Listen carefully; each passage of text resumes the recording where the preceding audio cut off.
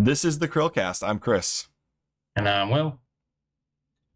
And I'm John. Thanks for having me. More famously known as Gamester81. And yes, Gamester81. Yes. Will, what is How you guys today? doing? Oh, I'm sorry. I cut you off there. We're doing pretty well.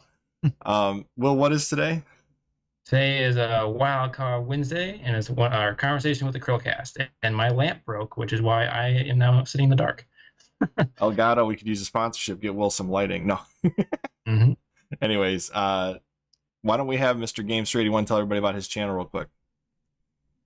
Yeah, so my channel is Gamester81. I've been doing it for 12 years, and I focus a lot on just obviously video gaming, but console reviews and just kind of more obscure console reviews. And I do a little bit of a homebrew scene as well.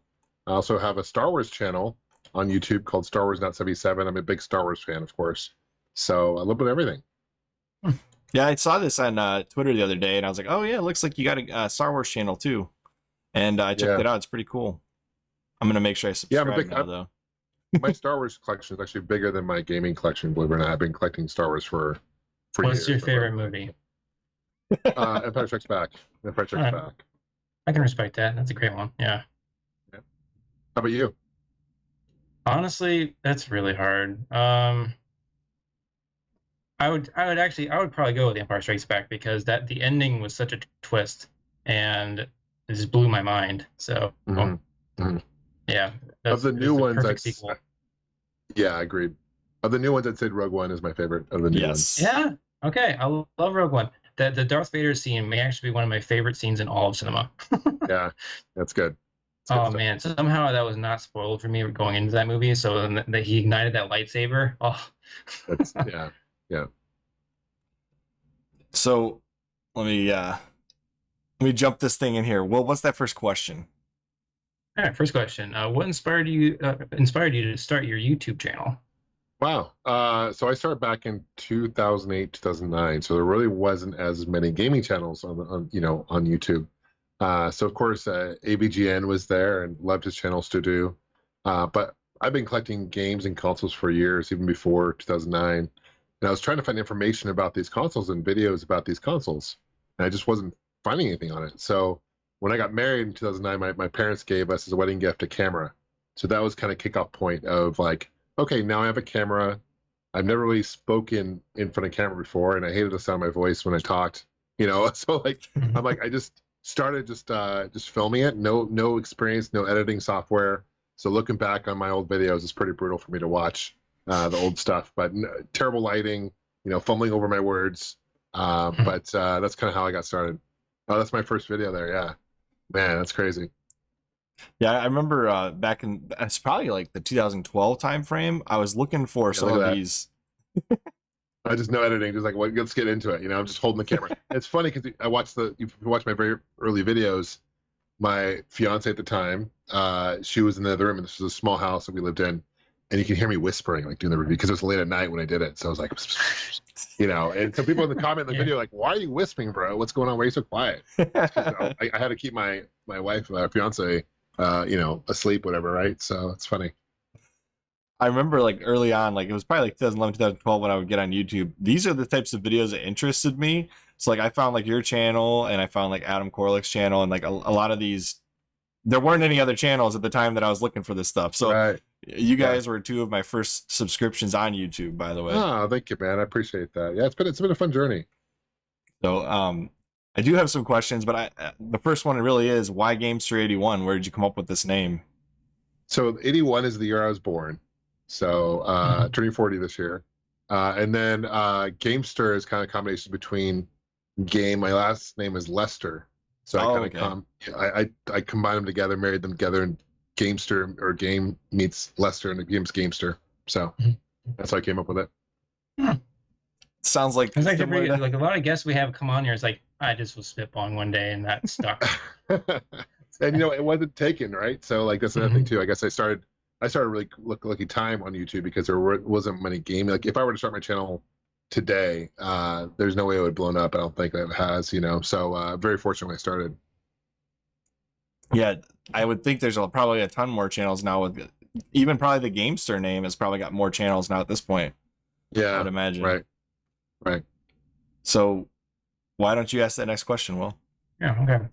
So as one of the original creators of obscure and hard to find hardware in gaming, this is a long one, Chris. I know. What was it like starting out your channel, and how has it been over the years?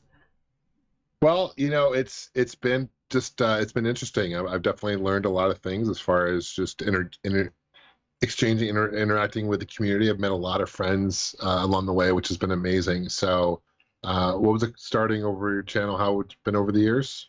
I think it's been. I mean, if I were to sum it in one word, it's been fun. And that's just I've always stuck true to why I do this channel. I still have my daytime job. I don't do this full time still.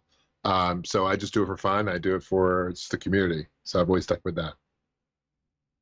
Now, as far as building the collection, I've seen, I mean, the amount of hardware that's come through your channel. How is it storing the hardware over the years? Like finding places Good for question. Yeah, it's been challenging. We moved into a bigger house, of course, since the early days. But I've got shelving in my game room with most of my consoles are on display. My wife kind of gave me an ultimatum: either I display my Star Wars stuff or my video game stuff. So I decided to display my gaming stuff. So I have most of my gaming stuff on shelves. And did you say you have Had like more? go on, sorry. Did you say you have more Star Wars stuff than video game stuff? My Star Wars stuff is bigger, more than my gaming stuff. Yeah, I'd say so.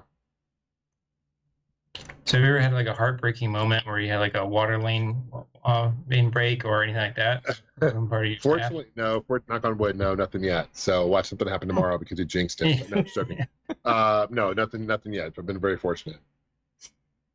And then as far as fellow content creators go, you kind of gotten to meet a lot of the early on people. Like I know you, Metal Jesus, have done stuff together before in the past, Yeah. correct?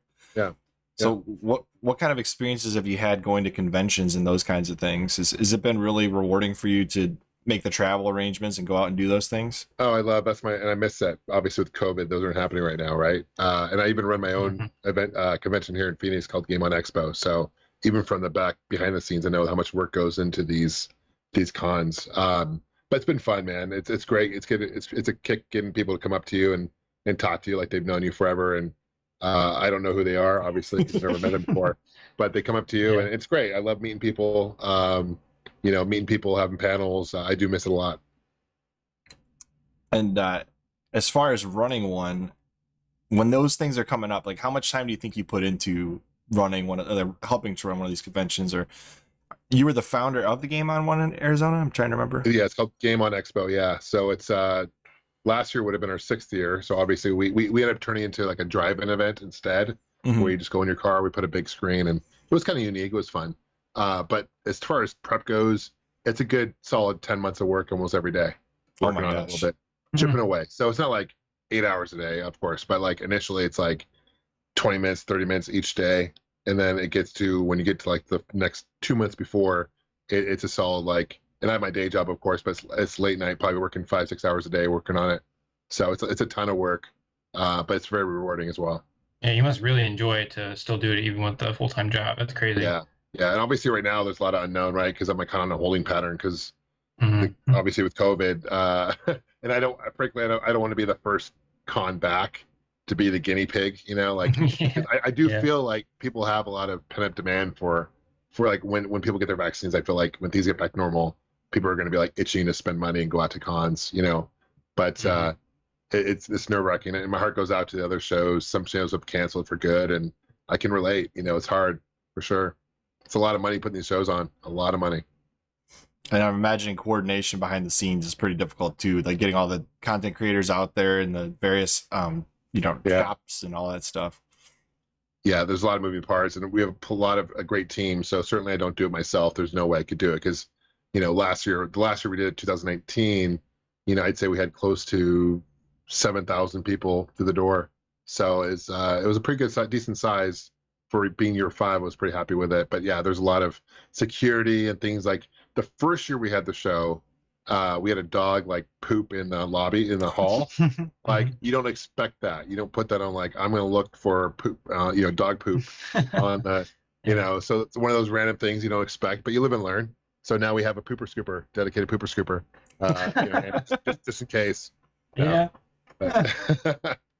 What would you say is the wackiest thing that's happened to you at a gaming convention? The wackiest thing? Yeah. Nothing crazy. I mean, we've gone on some excursions. I've been to, like, for example, the SoCal Gaming Expo. We've been on some excursions outside the con that probably I shouldn't say as far as going to detail, but it was good times. And you know, it stays in California. You know, happens in California, it stays in California, I guess. But no, but as far as the con goes itself, yeah, you know, they're just fun. I mean, just meeting people. It's interesting seeing people who are like starstruck, even though I don't consider myself like a celebrity by any stretch of the imagination. But you can kind of tell when people are like, they don't know what to say. You know, you get the kind of awkwardness. You know, so that's been interesting. But you just, you know, make it friendly, and I'm very approachable. So it's great meeting people. Cool. So I guess next question would be: is what type of content do you enjoy making the most? You know, cop-out answer would be just saying a little everything, right? Right. But I like doing, like, of course, the system reviews. Although you know, even though I have quite a few different systems, I can only do them so many times. So you start running out of things to cover. But those are fun. I like doing the con ones, like covering conventions. That's a lot of fun. You know, I think when I find a game I really enjoy, I mean, that's I enjoy doing those obviously as well. So. And how about these videos where you decide which is the best? Like, I don't know if you do a lot of these, but I do like it when you take and you pick amongst all the models of a specific type of gaming. Yeah. And you say, this is the best one. Oh, like the top 10. Yeah, those are fun. Those are probably the most fun to do, but they take the most time to do, right? Because I've got to, you know, play them again and, you know, say, okay, does this make my list? And why? So that definitely, and I've of course got to do some game capturing, and so that, you know, that takes the most time, but those are definitely pretty rewarding too. So yeah, good call on that. So yeah, I plan to do more of those, by the way, here in the short future. So yeah, because it's always nice to know, like, if you're buying a Game Boy in, like, say 2021, which model should you be looking for? Right. So I really respect those videos. I love seeing these kinds of videos all the time. Thank you. Will you yeah, get the and I next guess question? along those lines, you say, you know, top 10 videos. What's like the top 3 jewels you have, like prized possessions? Wow. Okay. So I have a Bandai Apple Pippin, which is like a consoleized Macintosh, essentially came out in the 90s, right? Mid 90s. This is time when Apple was not on this game, right? This is when Steve Jobs had left Apple, right? They're kind of this is when I wish I had bought stock in Apple, right? So yeah, this console, they teamed up with Bandai, and it's not a very good system, but it was super expensive back in the day. I do have one. It's an At World, which is the kind of a dark gray color. It's actually more harder to find than the At Mark, which is the white one, because it sold better in Europe, believe it or not. So I do have one of those. Those are pretty rare. I have let's see, a Bally Home Library computer. I don't know if you know, ever heard of that thing or not, but this is like the Bally Astrocade, but it's a very early model. This is a system that came out before Atari 2600, and this particular model I have, turns out, was only released in New York in a very small batch, like the first shipment. So that's kind of unique. But just because it's unique doesn't necessarily mean that people are going to be willing to spend top dollar for it either. You know, because who's heard of a Bally Home Library computer, right? So unless you're like a diehard collector. I don't know.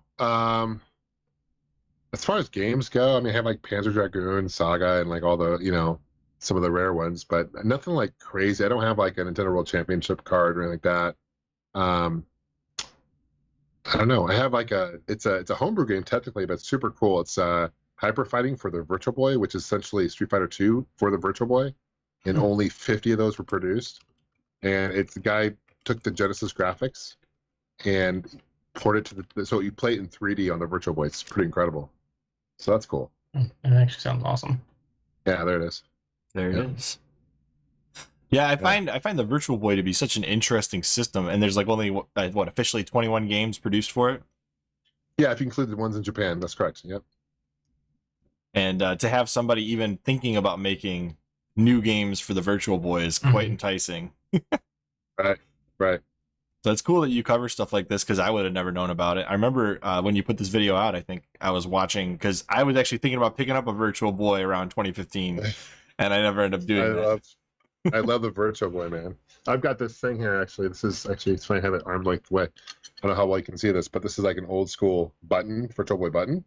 Oh yeah. It's hard to tell. Get a shot. It's 3D. It's hard to tell. The camera's not picking it up because obviously, but I picked this You up. can kind of see it. I grew up in Bellevue, and like the home quarters, like Redmond's where Nintendo's headquarters. So this is back when, like in '95, when the Virtual Boy was first coming out. So I remember growing up in like middle school, like some of the kids I grew up with, like we'd be like play testers for Nintendo. I was so jealous. You know, that's what they would do after school. They go after school and they like play test for the NES and Super Nintendo. It was awesome. So. That is awesome. That would have been really fun as a kid. They pay them peanuts. It was like, I don't think they got paid much for it, but they just got a chance to play the games first, and I think they got to kept the games too, which is awesome too. So, and they got those cool jackets and stuff, you know. So I can't imagine being one of the first kids alive seeing Donkey Kong Country when that was a thing, you know, brand new. Because the graphics of that game, still to this day, it blows me away the Super Nintendo could do that. Oh, I love that. Donkey Kong Country is like one of my favorite games too. Yeah, it's incredible. Yeah, and I don't know if you guys remember the VHS tape that came with it, the promo tape. I think Nintendo Power is in it now. Yeah, it was. I have it somewhere, but it's cool. All right, well, you got that next question. We're on number 5. Yeah. So have you ever felt burnt out? I mean, you've been on YouTube for a very long time. So have you ever felt burnt out? Yeah, I think you do it for so long. You know, there's points where you kind of do get a little burnout. So I've stepped away, you know, for whatever amount of time, weeks or whatever. But at the end of the day, I always miss it and come back. You know, but I think it's good to not look at. I don't look at it as like a career. I don't look at it as like a job or a chore. I just do it when I have time and when I, you know, when it fits my schedule, and that's helped a lot. So it's not like I don't feel obligated to do it. It's just like I do it because I want to. That's good to hear. I mean, a lot of these channels, especially 100,000 plus subscribed channels, is like your own. A lot of these people are doing it as a job, and it's kind of refreshing to hear somebody doing it because they just want to do it. Right. Yeah. Let's see here. So since you started the channel, do you think you gain more or less? Probably the same, to be honest. I mean, because, you know, I'm more involved with the YouTube community. There's games I've never heard of that I'll check out. So maybe a little bit more, but I haven't really changed my gaming habits from doing YouTube video or not, you know. So about the same. Yeah, I think I play less now. Yeah. I think it's because mostly like this would be a prime playing time. Well, like you're taking away my game time. I know. I should just start putting like the Switch up right here, and you wouldn't even know. That's what RGT85 has been doing on Spawncast for like the last I don't know how many months. That's funny. I tuned in one time and I saw there's RGT85 and the side just like. I'm like, what are you doing? Yeah, at least he's like, you know, somewhat secretive about it. Goodness. That's funny. All right, let's see here. Well, you got the next question. Yeah. What have been some of your favorite experiences here on the YouTube? You know, I think we touched on that a little bit. I think just going to the cons and just interacting with people and, you know, seeing people like message me or, you know, I've met a lot of friends on the YouTube gaming. So that's pretty much, to me, it's about the community. I have noticed That's that my favorite. Since we started putting out videos, it's been a lot easier to reach out to other creators, and that has been really rewarding on its own. Like, just for example, being able to talk to you, been watching your channel for a long time, and here we are able to have a discussion with you on a YouTube video for people to watch. It's kind of unreal at this point to me. Yeah, that's cool. Well, I appreciate the invite. Yeah, that's great. Now, what? Oh, go ahead. Will, you got something? Go ahead. I was gonna say, I wonder if we just have more confidence, because half the time, 80% of the time, they'll have no idea who we are. So, but they still agree before they even know who we are. So, I think we're realizing that now, that like our favorite creators are actually real people. So maybe that's a great benefit of this podcast. Right. Now, what would be? I'm not talking about something that's already in your collection. I'm talking about something that may not be in your collection, or maybe something that you've thought about over the years. What would be your actual holy grail to add to your collection if you could find it? The one item I want. I really want, it's the laser interactive. Like, okay, so you know, they had the Genesis pack for the, do you guys know what the laser active is? So it's I do, basically a laser disc player, and there's modules that you can get for it. So I have the Genesis one. But there's one I really want. It's a TurboGrafx 16 one, and it's pretty hard to find. I'd love to get my hands on that. Is that something that ever pops up online or not really? It's very rare. There's also the PC Engine LT, which is kind of like the folding portable. Only came out in Japan. That's pretty rare too. I'd love to get my hands on that as well. And is there any particular reason? Is it just because it's rare, or do you have like a specific memory? I think it's just unique. No, I don't have any memories with it because it came out in Japan only. But I just think it's super cool. I like the TurboGrafx PC Engine, and you know, I have obviously the pocket, you know, the portable TurboGrafx 16, right, the Turbo Express. But I don't have this one. Is like a bigger screen, and it's just more unique. Okay. Yeah, I you know what? Now that you said that, I did watch the Ashen's video where he put out the PC Engine LT. I was wondering where I'd heard that before. Yeah. Yeah, that's a really kind of a unique beast of a machine. It's unique. Yeah, it's very unique. Now you have a Dreamcast, don't you? I do have a Dreamcast. Yeah, I got that years ago. Yeah. That's kind of similar to like it would be like the Dreamcast version of this LT thing, basically, right? Kind of. Yeah. Yeah. Basically. Yeah. Although it's not a port. I mean, there's a built-in controller on the LT. The Dreamcast, you have to still plug in controllers. A little less portable. Yeah. Right. Now, as far as that stuff goes, the technology and the hardware you've had over the years, has there been anything that's been highly delicate that you weren't expecting to be like you're handling it and you're like, oh, I definitely can't play this very often because it's just like a little too fragile? Nothing comes to mind, man. It's a good question. I really can't think of anything that you know, that I've done something where I've mishandled it. I don't know. I can't think of any examples, man. Good question. You stumped me. Because just the amount of hardware that's come across your channel, I'm just thinking like, man, so there's got to be something out there that you got and you realize, whoa, this is not what I was expecting. There was, you know, a game for Super Nintendo. It was, it's pretty rare to find. It's a Super Noah's Ark 3D. You know, Super Nintendo was like one of the I think it's the only like non-official licensed Super Nintendo game, right? And it's basically Wolfenstein, but done in like, you know, what?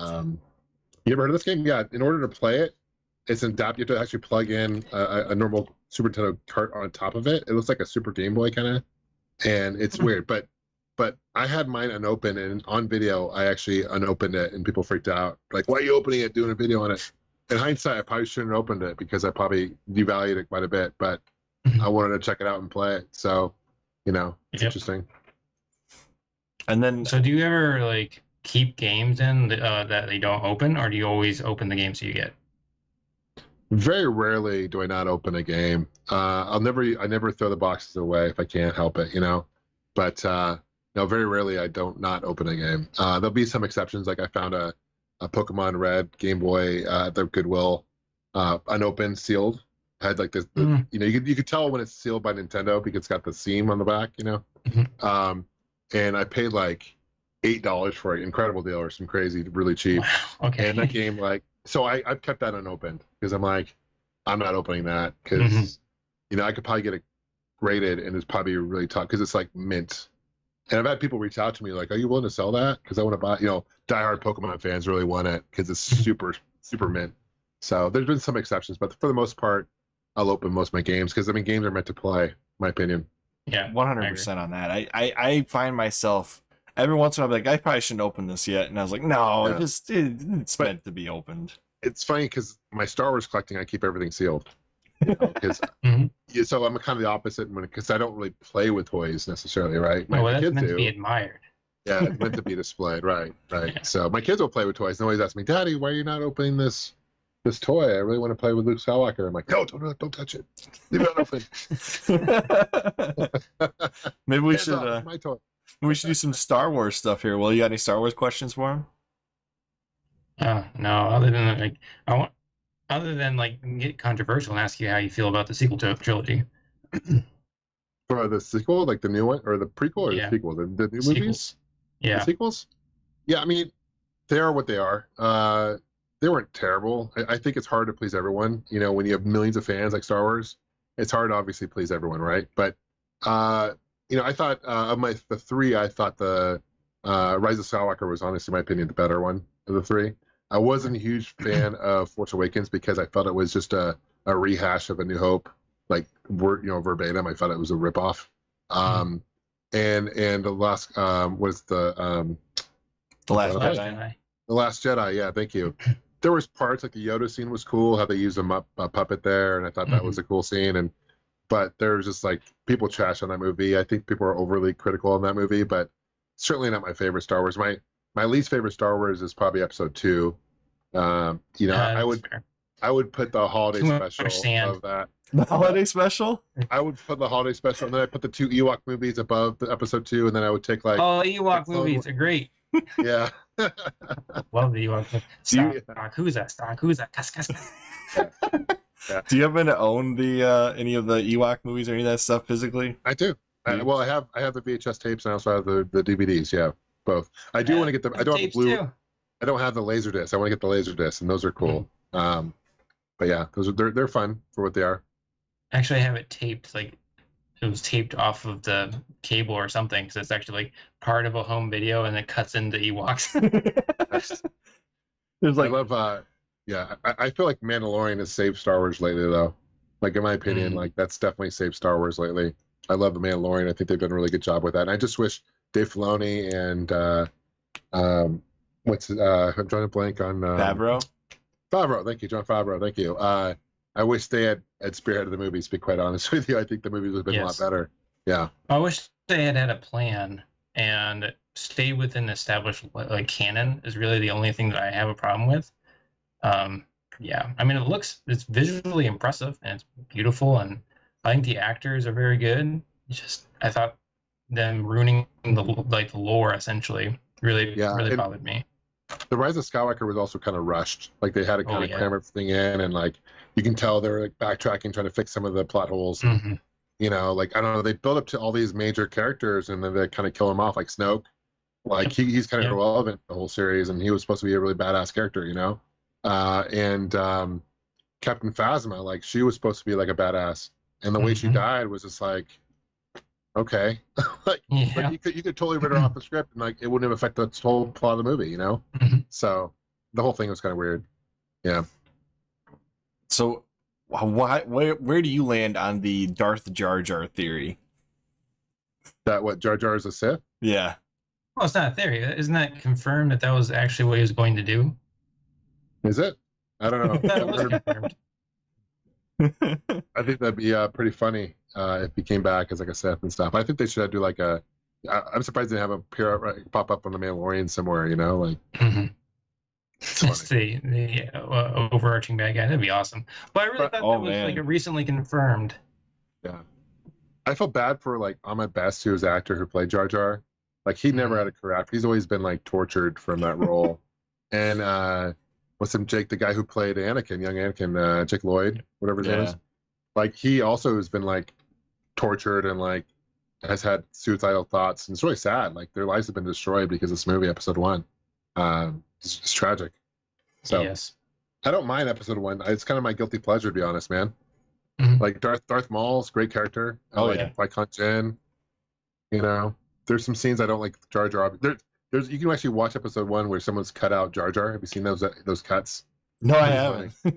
Yeah, someone's actually went through and like redid the whole movie, and it flows really nice, but they've cut out Jar Jar. It's so funny. Like he's not even in it.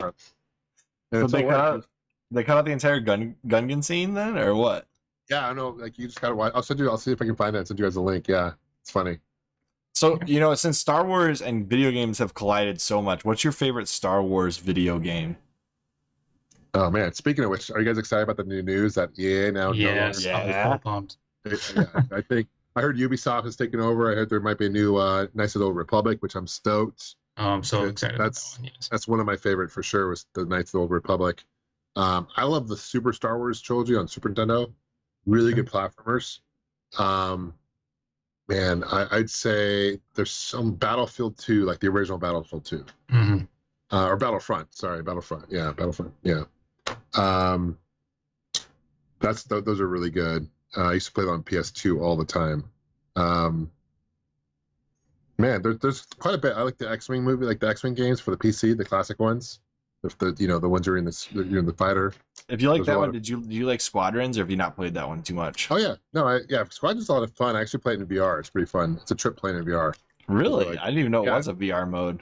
Yeah, you can feel like you're actually in the cockpit. It's really cool. So yeah, if you have a VR, check it out in VR. Definitely recommend it. Episode 1 definitely produced my favorite racing game of all time, Pod Racer. Yeah. Have you played Racer's Revenge on the PS2? I've always heard that one's not quite as good as the original, but I'm all ears for you to convince me it's worth better. checking out. Yeah, it's definitely worth checking. You can get it cheap, but I think it only came out on the PS2. They ported it to PS4. Was it? Oh yeah, that's right. Digitally, and I think Limited Run Games actually put out a physical version. Yeah, Limited Run. I think you're right. They did. Yeah, yeah. I'll have to check that one out because I love the original. I actually bought it on the Switch and got all the. I unlocked everything on the Switch. I have it on the Switch too. I like the going to N64. I like the Shadows of the Empire. Oh yeah, that's a good one. Although playing that game now, I was playing it the other day, and it's like the controls are so wonky on the N64 controller now. You can play in first person in that game, and even third person, but it just doesn't control very well because I'm so used to the 2 analog sticks now. I'm so spoiled. But Rogue Squadron's a good one too. Love that series. Yeah, Rogue Squadron's great. They're making a movie, I guess, a Rogue Squadron movie. Yeah, because they were talking about it when Squadrons was coming out, and they were like saying, "Oh, we're doing the Rogue Squadron movie," and everybody thought those were completely associated together, but not necessarily. Right. So I guess the last thing is, if you had to choose video games or Star Wars, which route would you take? Wow. Can I just play Star Wars games? That's both worlds. Man, I don't know. I'd probably go with gaming because it's more social, Okay. So I'd probably stick with gaming. But no, I do love me some Star Wars. Okay. All right. Will, you got that next question? Yeah. So who are some of your favorite content creators here on YouTube? There's a lot, man. I like Happy Console Gamer. Johnny's a good friend of mine. He's got some great content. Of course, Mel Jesus Rocks and John Hancock. I don't know if you know John Hancock's channel. Yep. Yeah. He's got a massive collection. Really, just one of the most humble, down-to-earth guys I've ever met. I've met him a number of times, and just super nice dude. So he's great. Man, there's a lot. Too many to count, to be honest with you, man. I've been following this stuff for so long, and I don't watch YouTube videos as much as I'd like to be honest with you. Between my day job and family and gaming and do my own videos, it's hard for me to squeeze time in to watch videos. But when I do, those are typically the ones I watch. Cool. Now, is there anything that we've missed that you would like to cover on this interview, or anything that you have as a question for us? Well, yeah, I mean, the only other thing I'd like to mention, shout out for, would be my side project, Collector Vision Games. So I'm a game producer and game developer as well. So got started with Collector Vision Games, and that's been a fun journey, just going from homebrew games, whether it's for ColecoVision, Nintendo, Super Nintendo, Genesis, but then we've also released one of our main games is City Hunter: The Curse of the Mayan, and that's out for Switch and PC right now. But we're working on PS4, PS5, Xbox One, Xbox Series X, all the other platforms, and those should be out in a couple months. So it's been a fun journey doing that. I remember you talking about this before. This is really neat that you do this. Mm-hmm. And as far as your involvement, what all do you do in these projects, just out of curiosity? Like in some cases, like with City Hunter, I'm the project lead. So I came up with much of the story, the characters. I'm not a programmer. I'm not an audio guy. I don't do the graphics. So there's a handful of us. So for City Hunter, Curse of the Mayan, there was about 4 people that kind of worked on that game. And so we have a number of City Hunter games. So that's Sacred Tribe. That one is for Sega Master System, Intellivision, ColecoVision, old school stuff. And then we have Caverns of Death, which is for Super Nintendo and coming out for the NES. And so we've, when you're talking about porting to these different consoles, it's not like with the modern consoles we use Unity, right? We program in Unity, so we can for the most part port to any console, like even mobile if we wanted to. When you're talking about porting from a Sega Master System to a Nintendo to a Super Nintendo, you got to redo everything graphically. You got to redo the sound. You got to make sure the color palettes work. Just the programming for Super Nintendo is just a crazy hard. You don't see many new Super Nintendo homebrew games because it's such a challenging platform to program for. That game took us over 5 years to program. It's crazy. I believe it because a lot of the dev kits and whatnot, even like just going back and finding people that know how to code in that language is not very easy.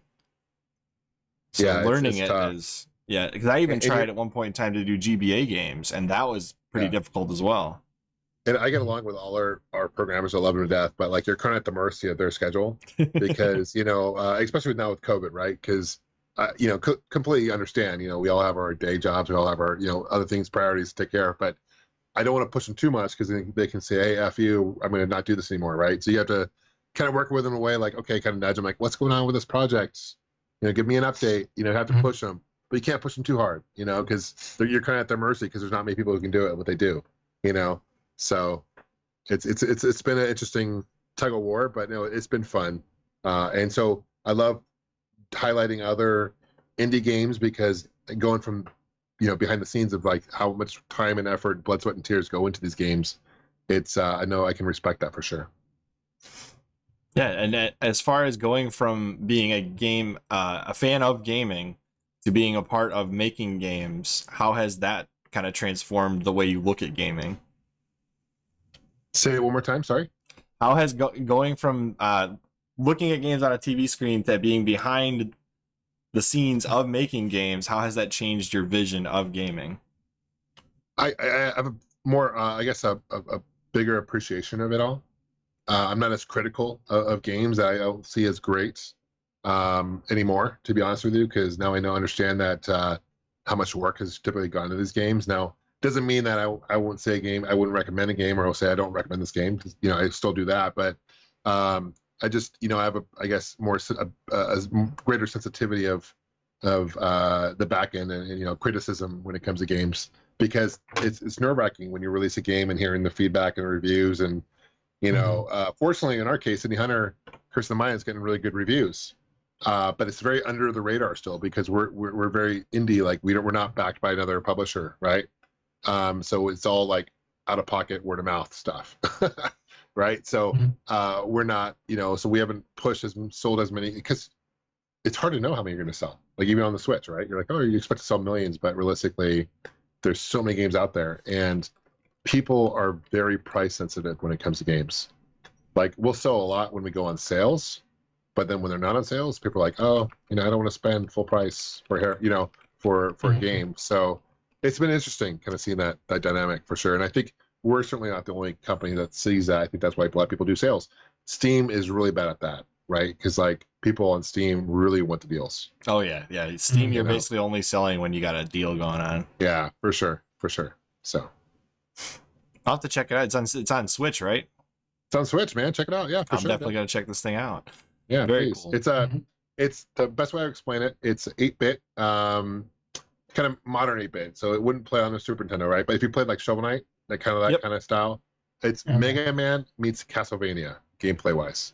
So we've put a lot of research in this game. It's all based on the Maya. It's so a lot of you fight these Maya gods, right? So you fight the god Kukulkan is the serpent god. He's like one of the main gods you fight. You fight the Hunapa, which is the god of corn, the maize god, and all the battles were done in like kind of a Mega Man style boss battle. So this is this screen right here we're watching. This is actually the corn god level. You can see the corn stalks in the background. So we add a lot of subtle things in the background. But you have different weapons. You have the boomerang here. You have a whip. You have a spear. So I think there's let's see, 13 different levels altogether in the game. So to play the game start to finish, if you've never played it before, it's probably going to take you 7 to 10 hours to go through it.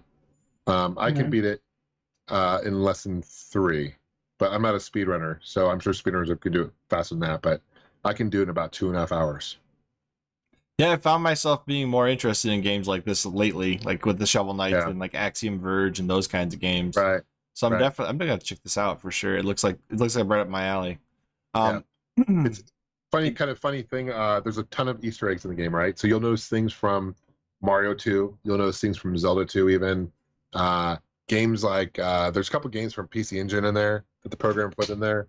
So they're just subtle nods to the homages to these classic games. It's our love letter to the classics. But what's funny about the title is it was initially called City Hunter the Curse of the Mayans, right? And we're like, technically, Mayans is kind of incorrect. Like you're not supposed to say Mayans. So we changed to Mayan, but even that's technically not correct because actually it's Maya. Like when you're referring to the people itself as a group, they're the Maya, right? And so by the time we did all the publishing and the promotion, we stuck with my end because at that point we're not going to change the name the third time. You know, and most people wouldn't notice anyway, right? And we've had people call us out. Some people have called us out on it. They're like, "That's not the correct term of Mayan. You know, it's supposed to be the Maya." But it's just kind of funny. So You never know when you put a title out there what people are gonna say about it, right? Right. Yeah. Like, for example, I never would have predicted how many people were going to say our name incorrectly when we put this out there. But now that I have heard people pronounce our name as CHRILLCAST or CHILLCAST, I'm like, okay, I can see what mistake I made when we made this podcast. Yes. That's funny. That's why. So we put the shrimp in front of it every single time now, and people are like, okay, CHRILLCAST, that makes sense. Right. That's funny. But yeah, this looks really good. And I'm assuming the art style initially was kind of an Indiana Jones looking logo, because the logo looks Indiana Jones to me. Yeah, I mean, definitely inspired by Indiana Jones. It's an adventure game, right? It's an action adventure game. You can play it, and if you play, I'll give you a hint. If you're gonna pick it up, go through all the screens, look for all that you can break away blocks, just like you did here. You know, you can see different items, collect all the items because you can collect crystal skulls, which will help you unlock different levels. We designed the game in a way where if you're patient, you play the game, you can play it straight through without having to go back and do any Metrovania stuff. But if you have it, you're going to have to go back. If you rush through it, you have to go back. And there's you need 100 crystal skulls to unlock the final room. I think we put 108 or 109 crystal skulls throughout the game. So we threw some extra in there. So there's really no need to go back and get more unless you're like a completionist or unless you just rush and you didn't. You know, so a lot of people, I think the biggest complaint, people are like, oh, I don't like going back and like how to find all these items. Well, if you're patient, you don't have to do that. You just have to make sure you're looking at all the rooms. Well, and when you hear the term Metroidvania, people should know what they're getting themselves into. So it's like, I don't like backchecking. Why'd you get a Metroidvania game? Right. Exactly. Anyway, do you have anything else? No, I appreciate the plug. Thank you guys. Let me do that. Absolutely. And so I guess we'll conclude the interview, and I've definitely really had a good time talking to you about your channel and everything else, and look forward to talking some other segments with you. So and before we go here, I would just want to throw out, I'll give you guys a couple Steam keys of the game, and for you guys, of course, if you guys want to play on Steam, but also throwing you guys a couple extra you can give away on as a giveaway if you guys want on the show. Yeah, we'd love to give away some games. That'd be awesome. Cool. All right. Well, given that, we'll have a giveaway in the future. And as always, I am Chris. And I'm Will. And I'm John. Thanks, guys. Appreciate it. And we will see you. Thanks for going on. Next CHRILLCAST. Bye, guys. Go subscribe to Gamester81.